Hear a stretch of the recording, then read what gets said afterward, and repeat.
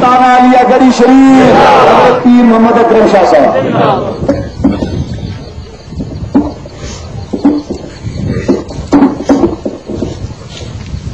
اعوذ باللہ من الشیطان الرجیم. بسم اللہ الرحمن الرحیم.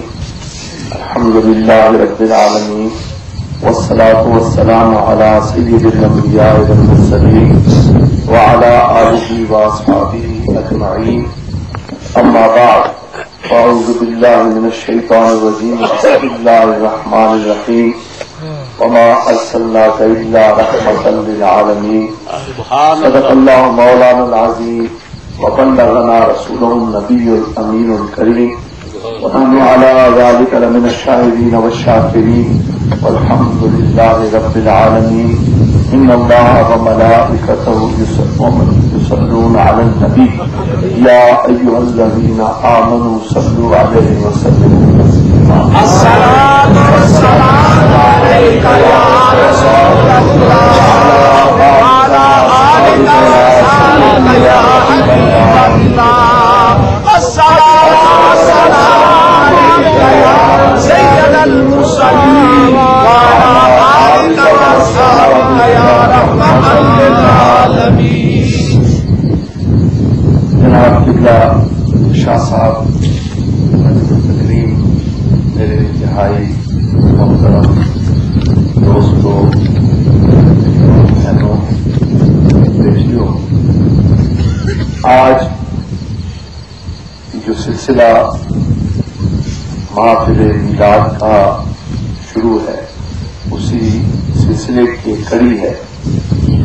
اور آج اس محفل کی سب سے بڑی خوبصورتی ہے وہ یہ کہ الحمدللہ آج شاہ صاحب ہماری اس محفل میں ہمارے ساتھ ہیں. روحانی طور پر تو میرا یہ عقیدہ اور ایمان ہے کہ یقیناً یہ ہمارے ساتھ ساتھ رہے پہلی محفل میں بھی، لیکن آج وہ جہاں پر جسمانی طور پر بھی موجود ہیں. میں تو بڑے عرصے کے بعد بڑی تشنگی ہو رہی تھی، بڑا ذوق، میری طلب تھی کہ شاہ صاحب کا بیان سنا جائے. اللہ تبارک و تعالیٰ شاہ صاحب کی عمر میں، صحت میں برکتیں عطا فرمائے اور ان کے فیض کو جاری اور ساری رکھے. بڑی خوبصورت بات جو شاہ صاحب قبلہ کر رہے تھے وہ یہ کہ سرکار دو عالم صلی اللہ علیہ وسلم سے کے کرم سے اگر کافر بھی محروم نہیں رہتے تو ہم ان کے کرم سے کیسے معروم رہیں گے؟ یہ ممکن ہی ہے.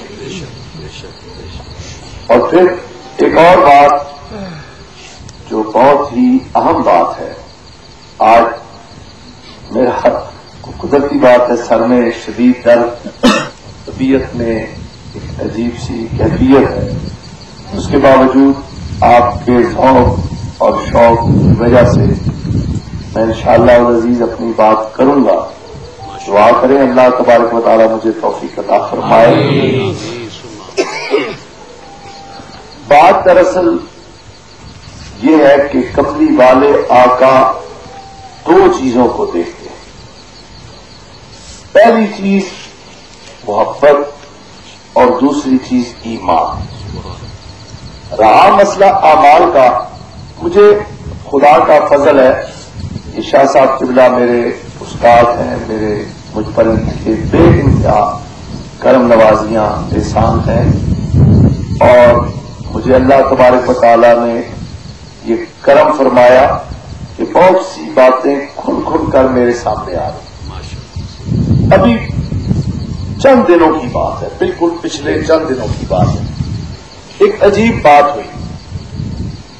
اور میں میرے خیال میں جس دن تھوڑاڑ سے واپس گیا اس سے اگلے دن کی بات ہے. اتوار کو ہم واپس گئے تھے، سوموار کی ایک صاحب کے ساتھ گفتگو ہو گئی اور وہ گفتگو بڑی عجیب ہوئی. کہنے لگے جی آپ لوگ تقریریں کرتے ہیں، گفتگو کرتے ہیں، باتیں کرتے ہیں اور لوگوں کو کہتے ہیں جی حضور سرکار دو عالم صلی اللہ علیہ وسلم نے کرم فرمایا اور گناہگار بخشے گئے، نیک جو ہے وہ رشک کریں گے حضور کی رحمت کی وجہ سے، اور گناہگار جو ہیں ان پر گناہگار بازی لے گئے، یہ جی باتیں آپ کرتے ہیں. جو گناہگار ہیں اس کے لیے اللہ کا عذاب ہے، اور جو نیکوکار ہیں ان کے لیے اللہ کی رحمت ہے. ان کی جو کمیاں کوتاہیاں ہوں گی وہ اللہ کی رحمت سے کرم سے دور کر دے گا. گناہگاروں کی بخشش کی بات آپ بار بار کرتے ہیں، یہ کیا ہے یار؟ یہ تو بات عجیب ہے کہ عقل اس بات کو تسلیم نہیں کرتی. میں اس شخص سے باتیں کرتا رہا، لیکن میں آپ کو سچی بات اپنے دل کی بتاؤں کہ میرے دل پر بھی اس کی باتیں وہ اثر کرنے لگی کہ یار یہ غلط یہ بھی نہیں کہتا.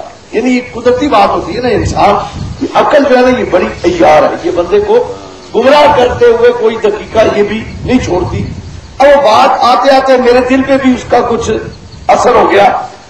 میں رات کو گھر پہنچا، حضرت صاحب قبلہ سے بیٹھے ہوئے تھے، تو میں نے بات کی. میں نے کہا کہ ایک بات میرے دل میں آئی ہے، اور وہ میں نے پورا واقعہ سنایا، اور ساتھ میں نے اپنے وہ دل کی جو کیفیت تھی وہ بھی بیان کر دی کہ میرے دل میں بھی یہ بات آئی ہے کچھ. تو حضرت صاحب قبلہ نے اس وقت کوئی جواب نہیں دیا. بات آئی گئی ہوگی، میں نے سوچا ان کی طبیعت میں کچھ شاید وہ طبیعت نہیں ٹھیک یا کیا وجہ ہے. بات جنرلی ختم ہو گئی، میں جا کے اپنے کمرے میں سو گیا. اب یہ اللہ کے ولی جو ہے نا، ان کا بھی سمجھانے کا ایک اپنا ہی انداز اور طریقہ ہوتا ہے نا. وہ بات اس وقت نہیں کرتے جس وقت وہ بات شاید اتنا اثر نہ کرے.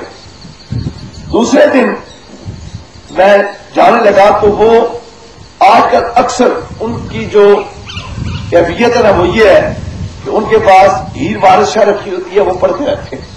مجھے کہنے لگے کہ آؤ اور یہ ہیر وارث شاہ جو ہے نا یہ پڑھنی شروع کر، تو یہاں سے پڑھنی شروع. میں پڑھتا گیا، وہ سنتے رہے، میں پڑھتا رہا. اب میرے دل میں جلدی تھی کہ جی میں نے اسلام آباد اپنے دفتر ڈیٹ ہو رہا ہوں، اور حضرت صاحب وہ پڑھائے جا رہے ہیں مجھے. پڑھتے ایک جگہ پہ پہنچا تو میرا ایک دم سے وہ بات آئی. اس میں وہ عمل اور بے عملوں کی بات وارث شاہ کرتا ہے، اور گناہگاروں کی اور ان کی وہ بات. اب وہ بات کرنے کے بعد اب میری پھر وہ رات والی جو تھی بات تھی اس کی طرف توجہ گئی، اور میں نے اسی میں وہ رات والی بات پھر چھیڑی. تو ابا جی کہنے لگے کہ مجھے صحیح یاد نہیں، لیکن غالباً یہ مشکات شریف کی حدیث ہے. اور اب جو بات کر رہے ہیں وہ بات ذرا غور سنیں. کہنے لگے غالباً یہ مشکات شریف کی حدیث ہے، اور ملا علی قاری نے شرح جو ان کی مشکات شریف کی شرح ہے اس میں اس کا حوالہ ایمانیات کے حوالے سے دیا ہے. وہ حدیث کیا ہے؟ اب وہ حدیث پاک انہوں نے مجھے سنائی. اس کے بعد میرے دل کی کیفیت تو بالکل ہی بدل گئی. میں آپ کو اپنی دل کی بات کہتا ہوں، اور میرا فرض یہ بنتا ہے نا کہ میں وہ جو پیغام ملتا ہے اس کو میں عام کروں. میں تو آگے ایک ڈاکیے کی حیثیت ہے، اس کے علاوہ کچھ نہیں. اب وہ حدیث پاک کیا تھی؟ حدیث پاک یہ ہے کہ نبی کریم رؤوف الرحیم صلی اللہ علیہ وسلم تشریف فرما ہے کہ شخص کا جنازہ آ جاتا ہے. حضور اٹھتے ہیں وہ جنازہ پڑھانے کے لیے، تشریف لے جاتے ہیں، صفیں بن جاتی ہیں. ماں حضرت عمر عرض کرتے یا رسول اللہ اس شخص کا جنازہ آپ نہ پڑھائیں، اس شخص کا جنازہ آپ نہ پڑھائیں، یہ بڑا بدکار شخص تھا، بہت برا، بڑا گناہگار، بہت بدکار شخص تھا، اس کا جنازہ آپ نہ پڑھائیں. رسول اللہ صلی اللہ علیہ وسلم ارشاد فرماتے ہیں لوگوں آپ میں سے کسی نے اس کی کوئی نیکی دیکھی ہے؟ ایک صحابی عرض کرتا ہے، ایک صحابی پوری سبوں میں سے ایک صحابی عرض کرتا ہے یا رسول اللہ مجھے یاد ہے کہ ایک دفعہ اس نے فی سبیل اللہ پہرا دیا تھا. یا رسول اللہ اس نے ایک دفعہ فی سبیل اللہ پہرا دیا تھا. ایک بندہ گواہی ایک کی نہیں چلتی، چلتی ہے ایک کی گواہی نہیں چلتی نا. اب کہتے یہ ہیں کہ گواہی کم از کم یہ بیٹھے ہوئے ہیں قانون کے محافظ، ان سے پوچھے نا. یہ بھی کہتے ہیں سنگل گواہی نہیں چلتی، قابل قبول نہیں۔ سرکار فرماتے کوئی بندہ ہے جو اس کی کسی نیکی کی گواہی دے۔ اب برائی کی گواہی دینے والا کون تھا؟ حضرت عمر۔ کون تھا؟ حضرت عمر رضی اللہ تعالیٰ عنہ۔ اور مقابلے میں باقی لوگ خاموش ہیں۔ ایک صحابی عرض کرتا ہے یا رسول اللہ اس نے 1 رات فی سبیل اللہ پہرا دیا تھا، حضور جنازہ پڑھا دیتے ہیں۔ حضور جنازہ، اب جنازہ پڑھانے کے بعد کا جو منظر ہے وہ غور کرو۔ خدا کی قسم اس کے بعد مجھے اتنا یقین ہو گیا ہے کہ انشاءاللہ العزیز ہم سب کا بیڑا پار ہوگا۔ نبی کریم جنازہ پڑھانے کے بعد قبر پہ تشریف لے جاتے ہیں، اس کی قبر میں خود نیچے اترتے ہیں، اترنے کے بعد اس کو قبر میں اتار کے کہتے ہیں کہ لوگ کہتے ہوں گے، اب ذرا اسے پاک کے بعد لوگ کہتے ہوں گے کہ یہ شخص جہنمی ہے جسے قبر میں اتارا جا رہا ہے، اور میں اللہ کا رسول گواہی دیتا ہوں کہ یہ جنتی ہے جسے قبر میں اور پھر نبی کریم متوجہ ہوتے ہیں کس کی طرف؟ حضرت فاروق اعظم کی طرف، اور کہتے ہیں اے عمر تجھ سے لوگوں کے اعمال کے بارے میں سوال نہیں کیا جائے گا، ان کے ایمان کے بارے میں۔ پتہ چلا کہ جس کے ہاں ایمان کی دولت موجود ہو، اللہ کریم کے محبوب کی رحمت اس کے کام آ جاتی ہے۔ اب میں نے یہ جو بات کی نا، اس کے پس منظر میں اب اگلی بات کرنے لگا۔ بات کیا ہے؟ در حقیقت حضرت صاحب مجھے کہنے لگے کہ اس ایک کو بخشوانا مقصود ہوگا یا نہیں، نبی کی مرضی ہے، کملی والے آقا کی مرضی ہے، وہ جس کو چاہے بخشوا دے، ان کی بات تو چھوڑ دے۔ لیکن حضرت صاحب کہنے لگے کہ تم اس بات پر غور کرو، مقام محمود کی عطا کا وعدہ ہوا، آسا جب آسا کا رفو کا مقام محمودہ، اور بقول حضرت صاحب کے میں نے خود نہیں پڑھا، لیکن حضرت صاحب کا قول میرے لیے سند کا درجہ رکھتا ہے، تیرے لیے جتنے بیٹھے ہیں یقیناً آپ سب کے لیے سند کا درجہ رکھتا ہے، اور یقیناً حضرت شاہ صاحب قبلہ اس کی تصدیق فرمائیں گے۔ حضرت صاحب کہہ رہے تھے کہ تفسیر بیضاوی میں مقام معبود کی تشریح ان الفاظ میں کی گئی کہ وہ شفاعت کا مخصوص مقام ہوگا۔ مقام معبود کیا ہوگا؟ شفاعت کا مخصوص مقام ہوگا۔ اس مخصوص مقام کے حوالے سے یہ بات مزید تشریح کے حوالے سے محدثین نے ایک قول یہ بھی نقل کیا کہ حضور کملی والے آقا نے ایک دن ارشاد فرمایا کہ مجھے جو شفاعت کا درجہ دیا گیا وہ پہلا درجہ یہ تھا کہ میں اپنی امت کے آدھے لوگوں کو بخشوا دوں، اس کا دوسرا درجہ یہ تھا کہ میں 2/3 لوگوں کو بخشوا دوں، اور میں نے جو درجہ قبول کیا وہ یہ کہ میں اپنے امت کے سارے گناہ گاروں کو بخشوا۔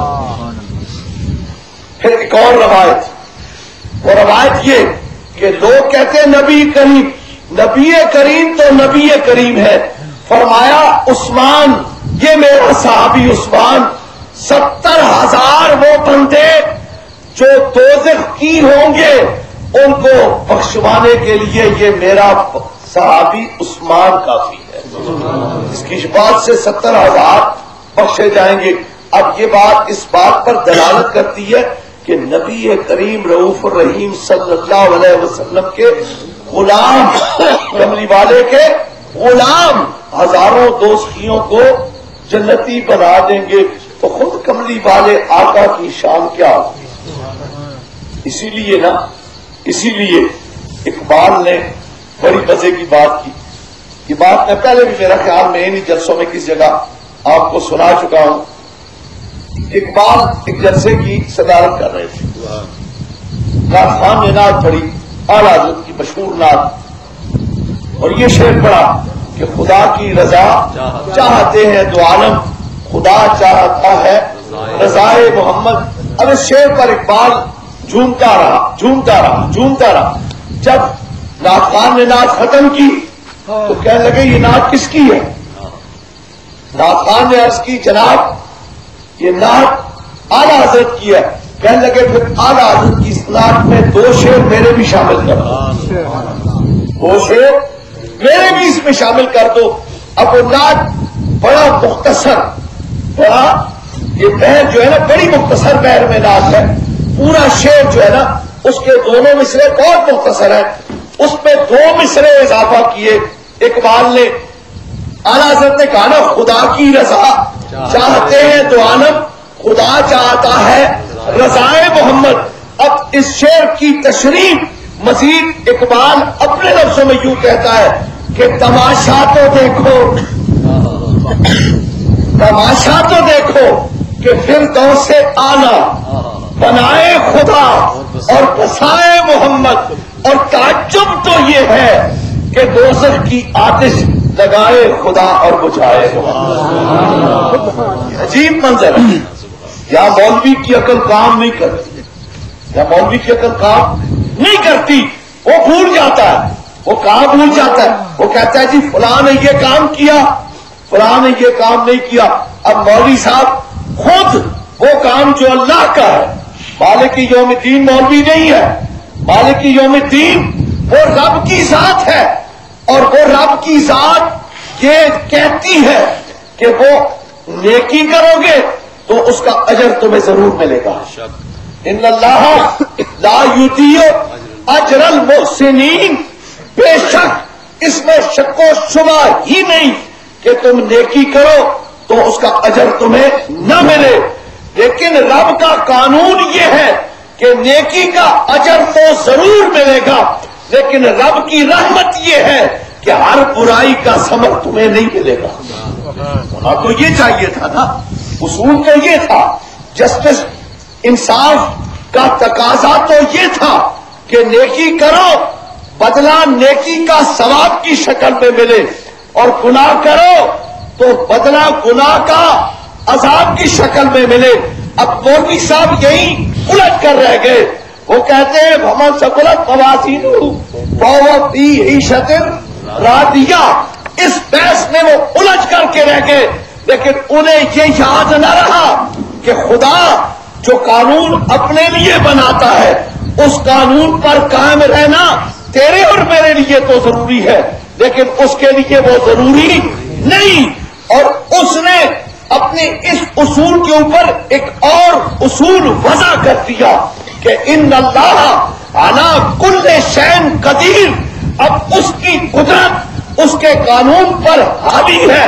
وہ جب چاہے اپنے قانون کو قدرت کے ذریعے بدل ڈالے، اور وہ قدرت کے ذریعے اپنے قانون کو ایسے بدلتا ہے کہ جہاں اس نے یہ اصول وضع کیا کہ نیکی والا اپنی نیکیوں کا اجر پالے گا اور برائی والا اپنی برائی کی سزا پالے گا، اسی قرآن میں اس نے رحمت للعالمین کے صدقے میں ایک عجیب اعلان کیا.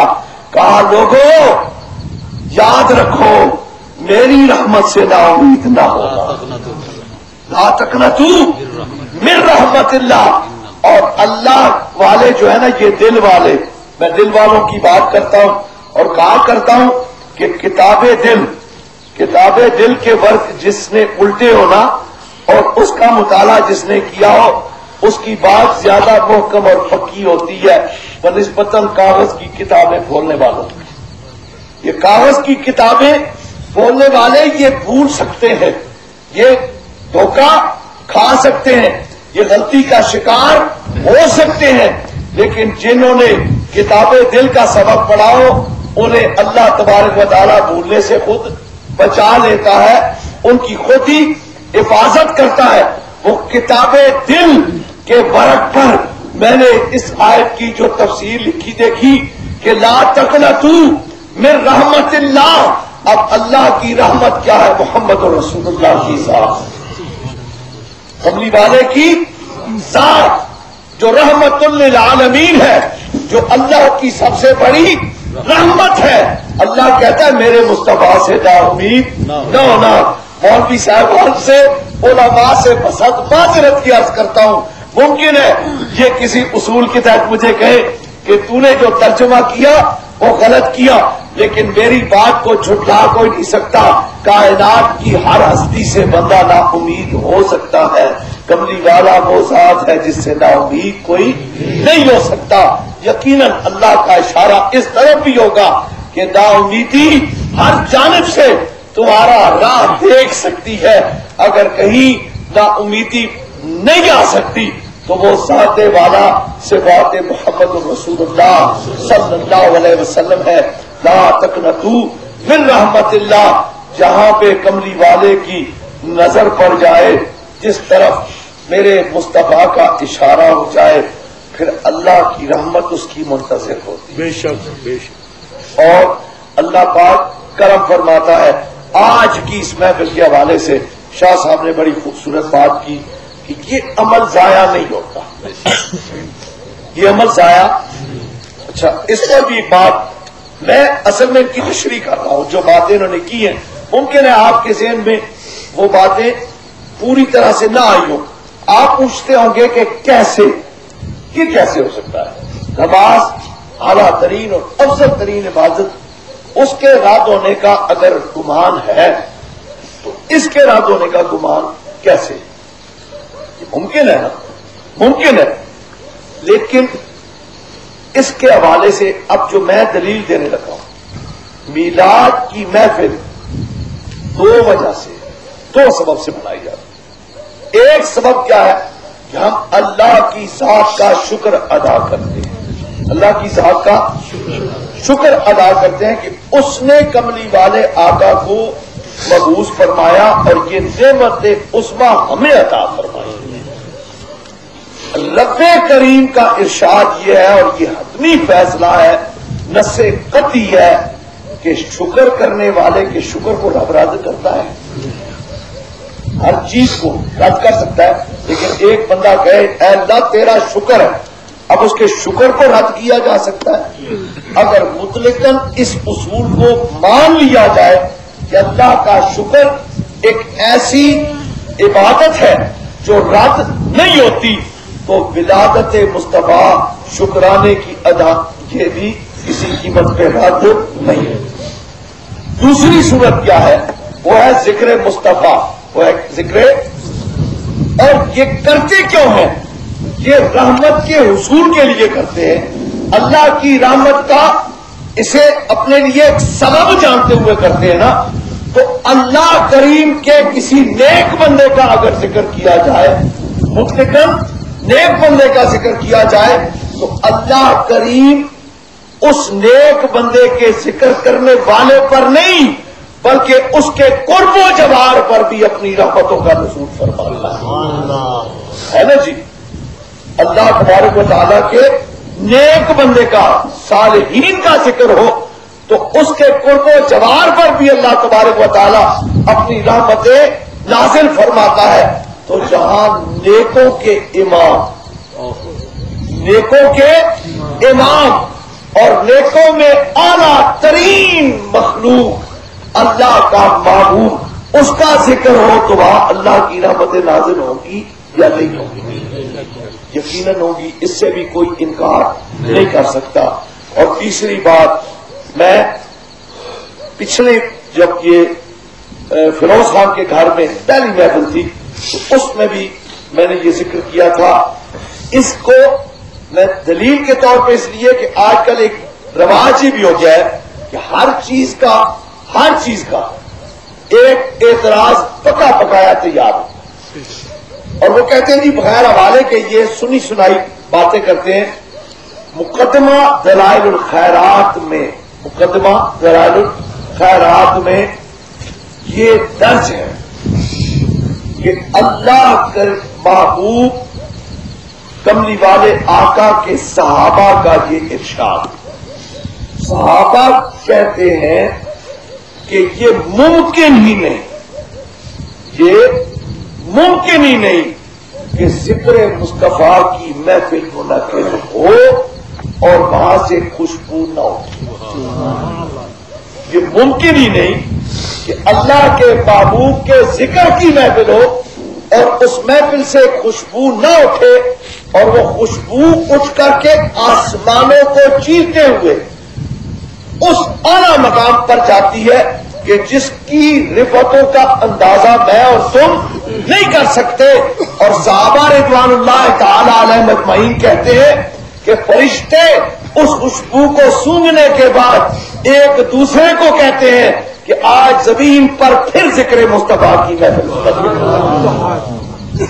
اب اتنی باتیں سننے کے بعد جب یہ یقین ہو جائے کہ یہ محفل برکتوں کی محفل ہے، اس محفل میں اللہ کریم کا جب ہم شکر ادا کرتے ہیں تو اللہ پاک ہمارے پر ان رحمتوں میں اضافہ فرماتا ہے اور یقیناً اللہ پاک کرم فرماتا ہے.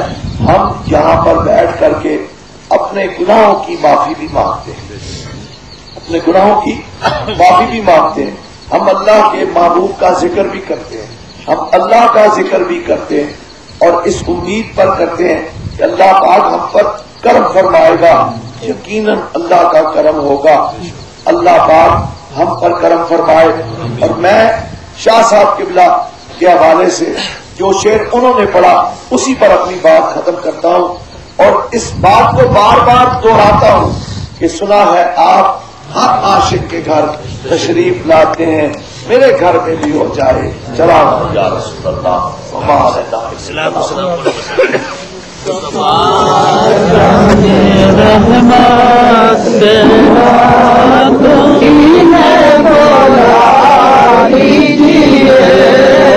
سینہ مدینہ بنا لیجیے اور سینہ مدینہ بنا لیجیے. اس کے سوا آرزو ہی نہیں کوئی، اس کے سوا آرزو ہی نہیں، تم پہ ہر دم کرو سلام مصطفیٰ جانے رحمت لاکھوں سلام، شمع بز میں ہدایت پہ لاکھوں سلام، شمع بز میں ہدایت پہ لاکھوں سلام. دور رہ کر نہ دم ٹوٹ جائے کہیں، لاش طیبہ میں میرے بھائی موبی دفن ہونے کو مل جائے گا جس زمین، تم پہ ہر دم کرو سلام مصطفیٰ جانے رحمت لاکھوں سلام، شمع بز میں ہدایت پہ لاکھوں سلام. ازہر دارالمن فقیر روز محشر عزیر ہائے من پذیر، گئی سامان رات بینی ناگزیر، از نگاہ مصطفیٰ پنہا ہوئی.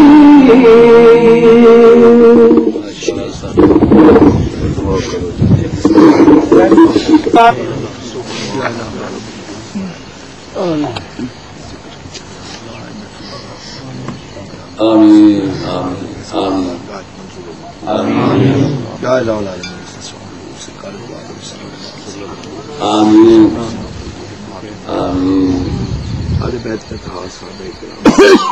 آمین آمین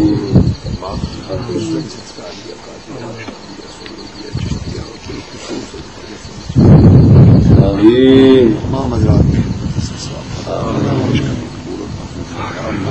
یا الہ العالمین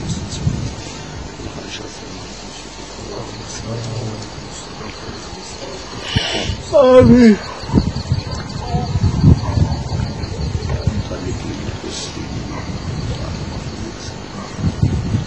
آمین. یا الہ العالمین